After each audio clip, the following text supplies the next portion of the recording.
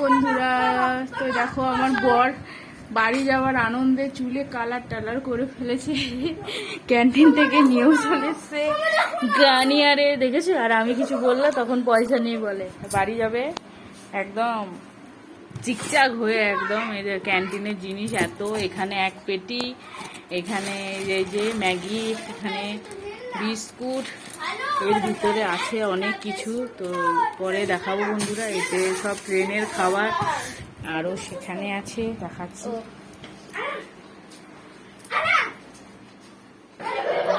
দেখো বন্ধুরা, এই এক ব্যাগ ক্যান্টিনে, এই এক ব্যাগে ট্রেনের খাবার।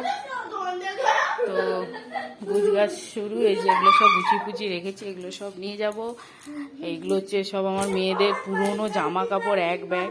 এগুলো ভাবছি ফেলতে তো পারবো না, বাচ্চাদের জিনিস। তো বাড়ি থেকে আসার সময় দুটো কোলবালিশের নিয়ে যাবো, খোল আর উপরের ওয়ার।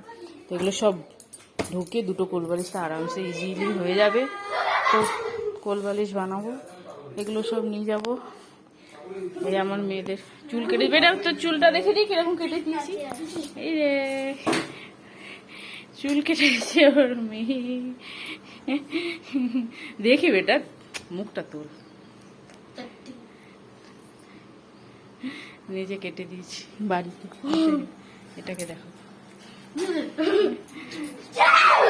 তো চলো বন্ধুরা, রান্না এখনো করিনি, রান্না করবো। টাটা সবাইকে।